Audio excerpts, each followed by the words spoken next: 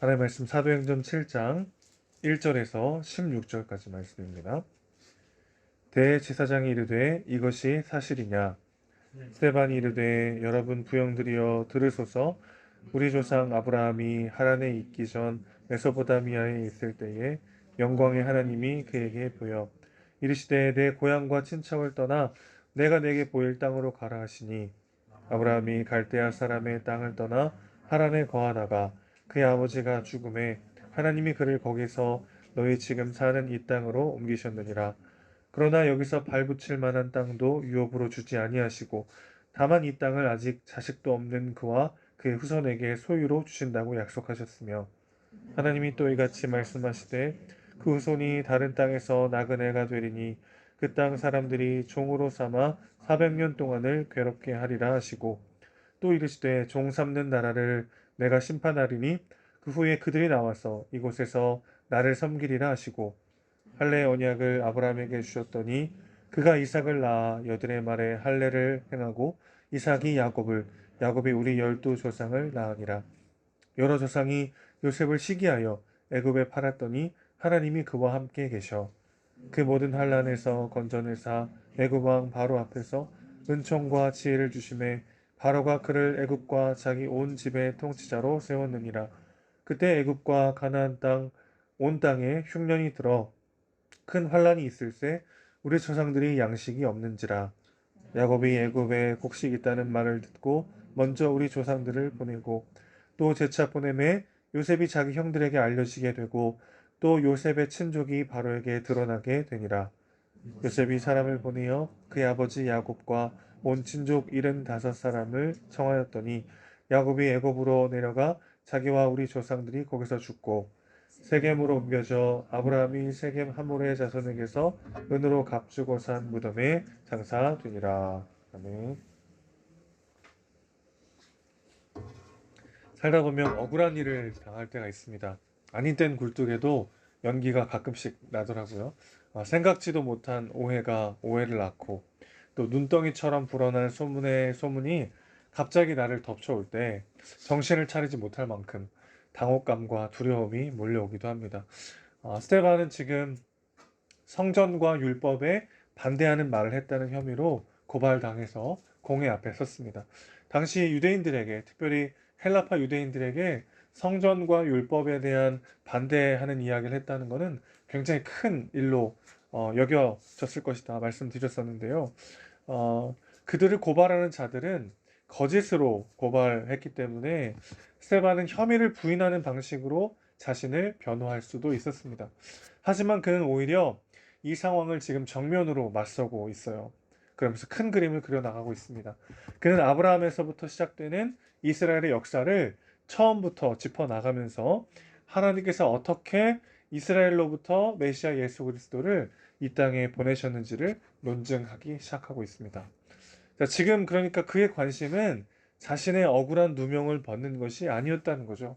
자칫 사형을 당할 수도 있는 혐의로 고발을 당했습니다.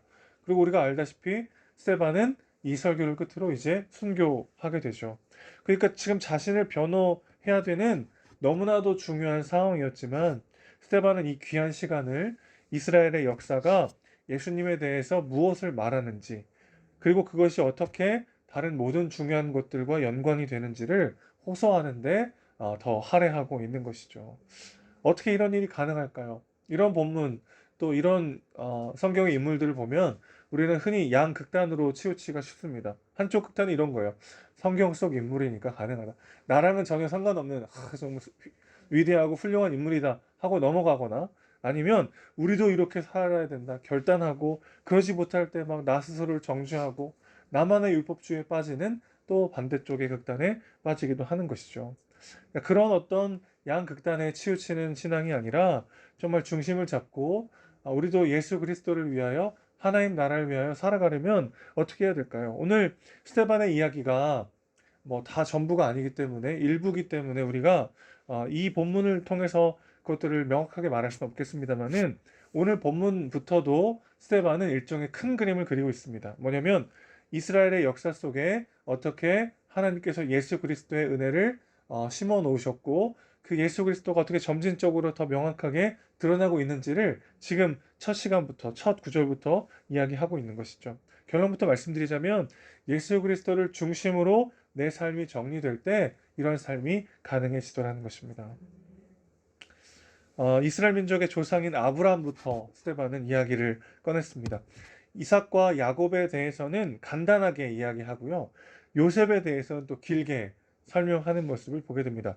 창세기에서는 26장부터 36장까지 굉장히 많은 분량을 차지하고 있는 게 야곱에 대한 이야기인데요. 그가 이제 12아들들을 낳았고 그 12아들들이 이스라엘의 12지파의 조상이 되잖아요. 그만큼 이제 야곱이 굉장히 중요한 인물이기 때문에 창세기의 저자였던 모세는 야곱의 이야기를 굉장히 많이 실었던 거죠. 그런데 오늘 스데반은 그가 12조상을 낳았다라는 한 문장으로 간단하게 축약해 버립니다.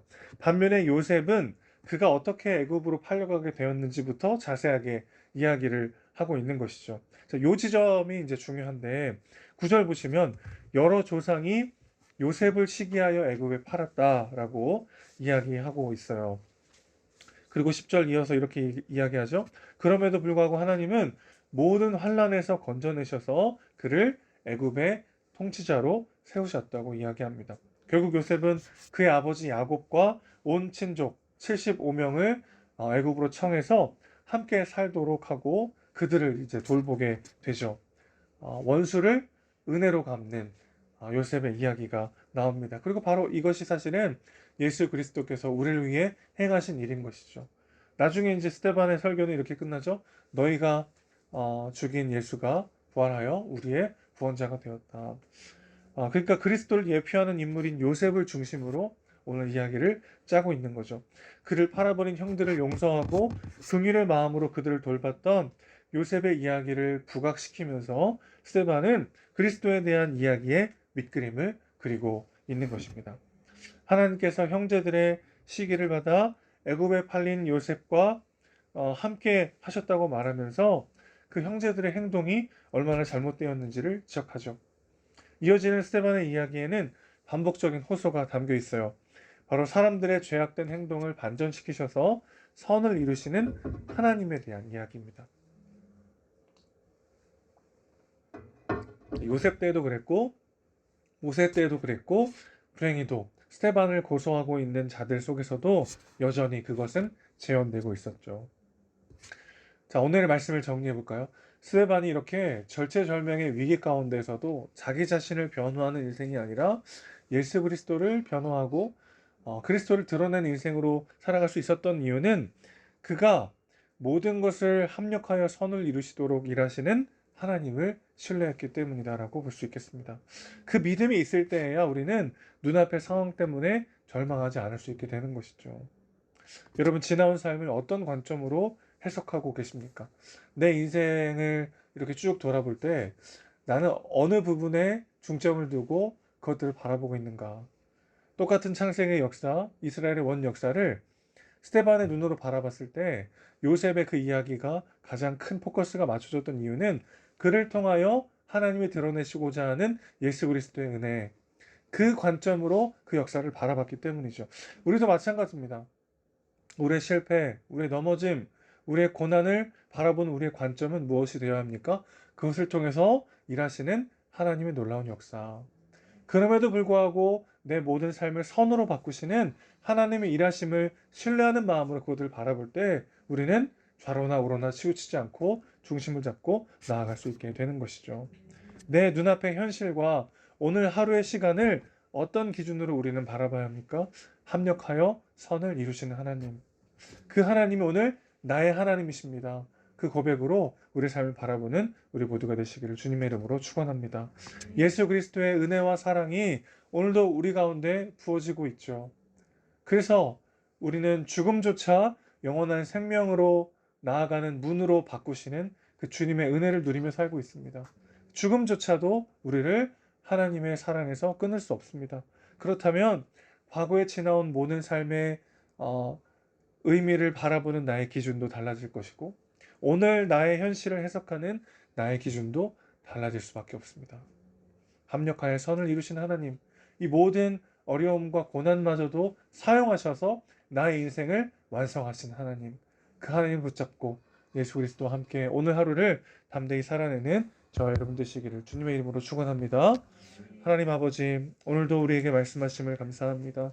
지나온 나의 삶을 돌아볼 때 때론 후회와 아쉬움이, 상처와 아픔이 나의 마음에 가득 남아있을 때가 있습니다.